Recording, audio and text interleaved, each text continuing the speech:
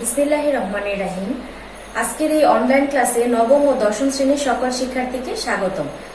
তোমাদের সাথে আছি আমি জান্নাতুল ফেরদৌসী, প্রদর্শক পদার্থবিজ্ঞান। আজকে আমরা যে ক্লাসটি করব সেটি হচ্ছে পদার্থবিজ্ঞান চতুর্থ অধ্যায়। তো এই অধ্যায়ের নাম হচ্ছে কাজ ক্ষমতা শক্তি।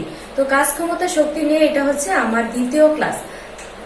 আজকের ক্লাসে আমরা আলোচনা করব শক্তির নিত্যতা সূত্র নিয়ে। তো শক্তির নিত্যতা সূত্রটা কি আছে? শক্তির নিত্যতা সূত্র হচ্ছে শক্তি অবিনশ্বর, এর সৃষ্টি বা ধ্বংস, একে সৃষ্টি বা ধ্বংস করা যায় না, কেবল এক রূপ থেকে অন্য রূপে রূপান্তরিত করা যায়। রূপান্তরের আগে ও পরে মোট শক্তির পরিমাণ সর্বদাই নির্দিষ্ট ও অপরিবর্তনীয়। তাহলে কি আমরা দেখা যাচ্ছে যে যদি ধরো বিশ্বের মোট শক্তির পরিমাণ সবসময় ধ্রুবক, ধরা যাক একটা বৈদ্যুতিক ইস্ত্রিতে তড়িৎ বা বিদ্যুৎ চালনা করলে কি উৎপন্ন হয়? তাপ উৎপন্ন হয়। এই তাপ দিয়ে আমরা কি করি? এই তাপ দিয়ে আমরা কাপড় ইস্ত্রি করি।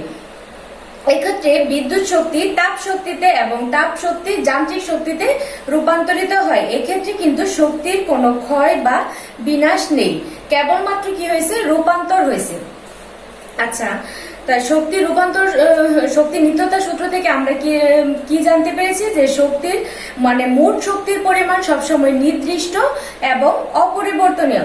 চলো আমরা দেখি এইটা একটু একটা প্রমাণ করে দেখি যে এটা আসলে কি সঠিক কিনা। দেখো, একটা চিত্র দেওয়া আছে। এই চিত্রে দেওয়া আছে যে এখানে একটা বিন্দু দেওয়া আছে। এটা বিন্দুটার নাম হচ্ছে এ। এই এ বিন্দু থেকে একটা এম বরের বস্তুকে ভূমি থেকে, ভূমির উপরে একটা বিন্দু আছে এ বিন্দু।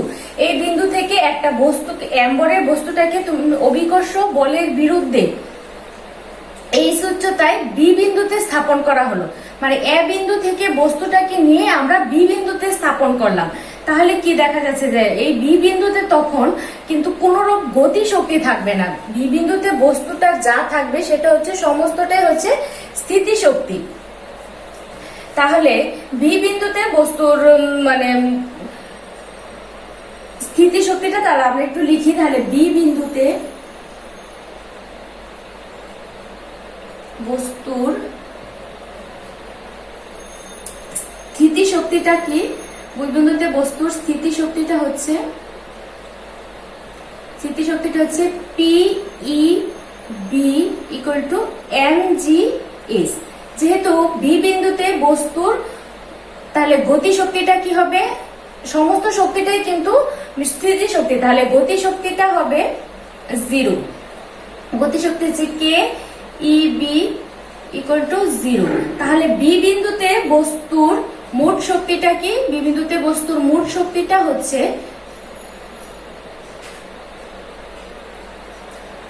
PeB + KeV। এক্ষেত্রে কি আসতেছে? mgS + 0।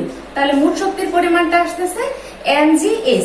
আচ্ছা দেখো, এখন এই বস্তুটা ধরো এখন এই বি বিন্দু থেকে আবার আস্তে আস্তে নামতে শুরু করলো, নিচের দিকে পড়তে শুরু করলো।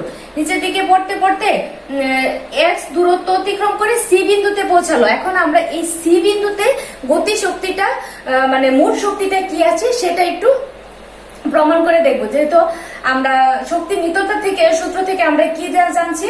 শক্তি নিত্যতা সূত্র থেকে জানছি যে আমরা প্রতি ক্ষেত্রে বস্তুর মোট শক্তির পরিমাণ নির্দিষ্ট ও অপরিবর্তনীয়। তাহলে আমরা দেখি সি বিন্দুতে কি এই কথাটা সঠিক কিনা। তাহলে সি বিন্দুতে বস্তুর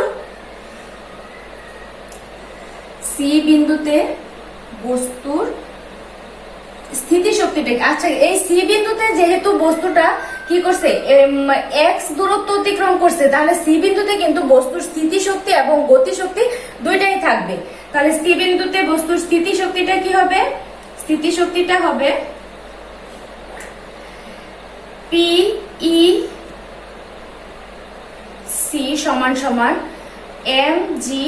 = mgS - x। কারণ এখানে কি s - x কেন হলো? কারণ মোট উচ্চতা ছিল, মোট দূরত্বটা ছিল s। এখন এখানে এসে একবার উঠছে, এখান থেকে সে আবার মনে করো পড়তে শুরু করছে। তাহলে s থেকে যখন এই পর্যন্ত আসছে, তাহলে এখানে কতটুকু দূরত্ব অতিক্রম করছে? 1 দূরত্ব অতিক্রম করছে। তাহলে মোট দূরত্ব থেকে এই দূরত্বটা বিয়োগ হবে। তাহলে এটা হচ্ছে সি বিন্দুতে বস্তুর স্থিতি শক্তির পরিমাণ। তাহলে সি বিন্দুতে বস্তুর গতি শক্তিটা কি হবে? সি বিন্দুতে বস্তুর গতি শক্তি হচ্ছে KEC।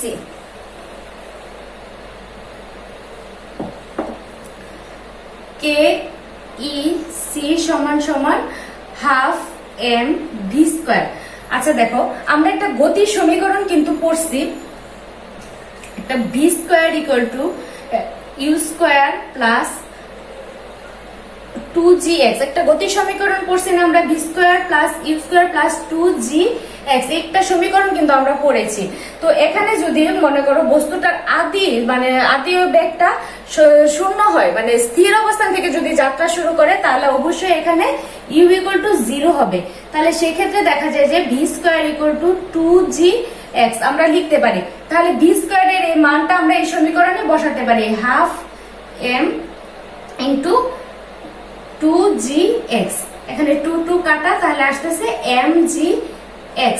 এখন দেখো সি বিন্দুতে বস্তুর মোট শক্তিটা কি হচ্ছে? সি বিন্দুতে বস্তুর মোট শক্তিটা হচ্ছে, মোট শক্তি সমান সমান PEC যোগ KEC।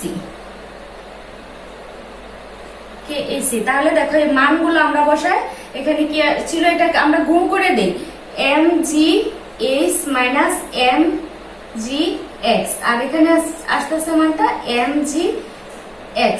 তাহলে দেখো এই প্লাসের আর মাইনাসের mgx কাটা গেলে কি থাকতেছে? শুধু mgh।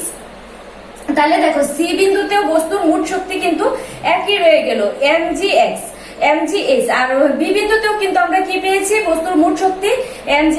এই যে এই বস্তুটা পড়তে পড়তে যে বিন্দুতে আসবে, মানে এই সূত্রটা ওখানে যে বিন্দুতে আমরা এটা পরিমাণ করব, প্রতি ক্ষেত্রে কিন্তু এই মোট শক্তির পরিমাণ একই থাকবে। তাহলে কি হলো? শক্তির নিত্যতা সূত্রটা প্রমাণিত হলো।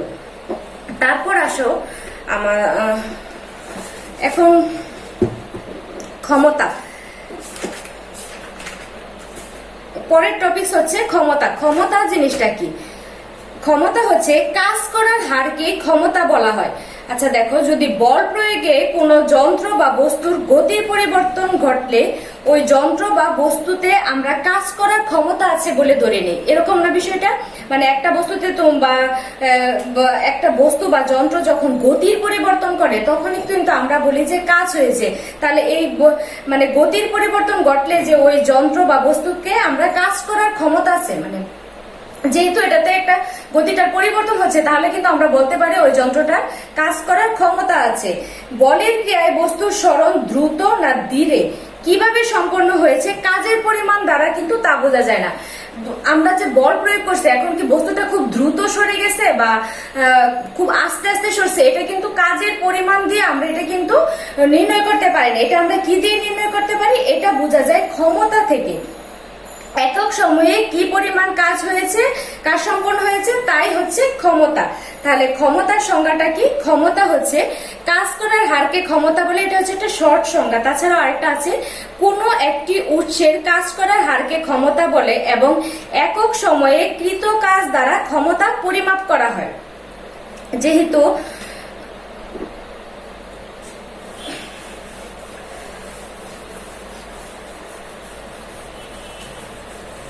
আচ্ছা দেখো, যদি মনে করো ক্ষমতা, তাহলে ক্ষমতাটা কি? কাজ করার হারকে আমরা ক্ষমতা বলতেছি। যদি টি সময়ে টি সময়ে ডাব্লিউ পরিমাণ কাজ করা হয়, তাহলে ক্ষমতাকে যদি আমরা পি দ্বারা প্রকাশ করি, তাহলে ক্ষমতা পি ইকুয়াল টু কি? W by T. ডাব্লিউ মানে কি? কাজ বাই সময়। যদি মানে যে কাজটা করছো, মোট কাজটাকে আমরা, মোট কথা হচ্ছে মোট কাজটাকে আমরা সময় দিয়ে ভাগ করলে যা পাবো সেটাই হচ্ছে আমাদের ক্ষমতা। তাহলে ক্ষমতার একক কি? একক। তাহলে ক্ষমতা যেহেতু কি? কাজ বাই সময়, কাজ বাই সময়। তাহলে কাজের একক কি? কাজের একক হচ্ছে জুল। আর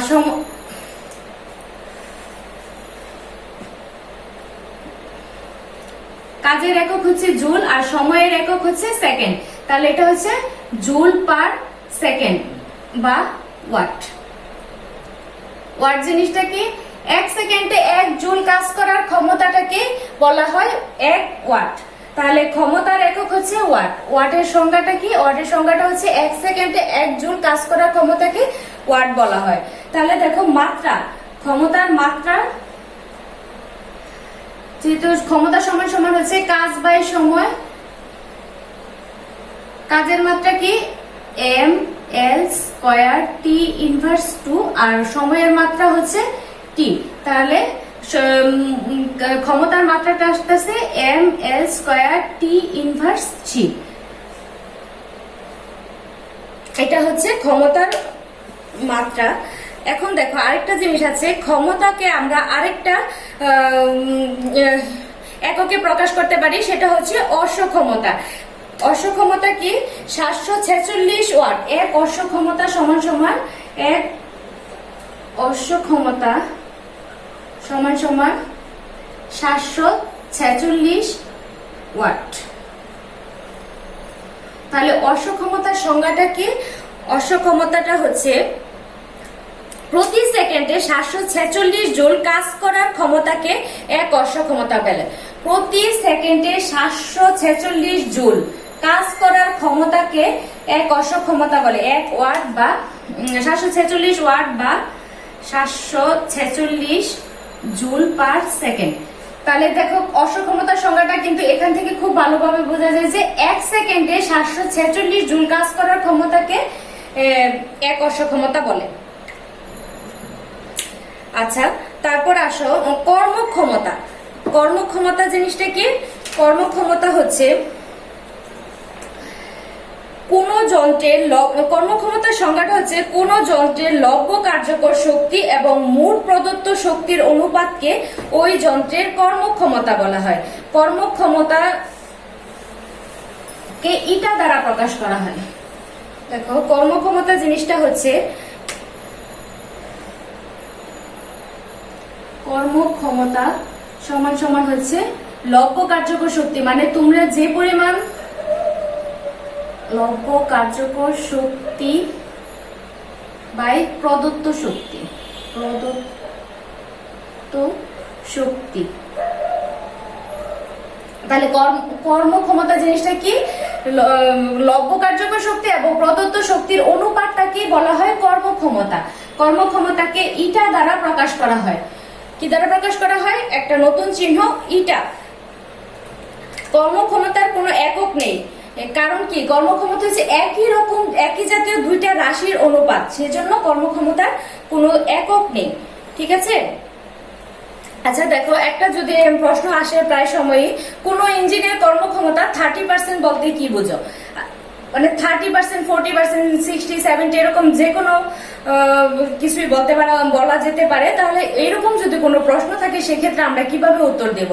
সেক্ষেত্রে মানে বলবা যে ইঞ্জিনটিকে যদি 100 জুল শক্তি প্রদান করা হয় তাহলে 30 জুল পাওয়া যায়। মানে আমি 30% কথা বলতেছি, সেক্ষেত্রে 30% পাওয়া যায় কার্যকর শক্তি এবং বাকি 70% হচ্ছে অপচয়। তাহলে যে কর্মক্ষমতা 30%, কর্মক্ষমতা যদি বলা হয় 40%, তাহলে কি 40% বলতে বোঝায় যে মানে যে জিনিসটা মানে এতটুকু মানে লব্য কার্যকর শক্তিটা হচ্ছে 40 আর বাকি 60% হচ্ছে অপচয়। ঠিক আছে? কোন যন্ত্রে আরেকটা জিনিস কি, কোন যন্ত্রের কর্মক্ষমতা যত বেশি হবে লব্য কার্যকর শক্তি কিন্তু তত বেশি হবে। কর্মক্ষমতার যে একটা ইঞ্জিনের যত বেশি কর্মক্ষমতা হবে তার মানে সেখান থেকে ওই ইঞ্জিনটা থেকে লব্য কার্যকর শক্তিটা সবসময় আমরা বেশি পাবো। সেক্ষেত্রে কি হবে? অপচয় কম হবে। কর্মক্ষমতাকে সবসময় শতকরা হিসাবে প্রকাশ করা হয়, তাই কর্মক্ষমতার সূত্রটার ক্ষেত্রে লব্য কার্যকর শক্তি বা প্রদত্ত শক্তি এর 100%। এটা হচ্ছে কর্মক্ষমতার সূত্র। ঠিক আছে? বা এটা পি আউটপুট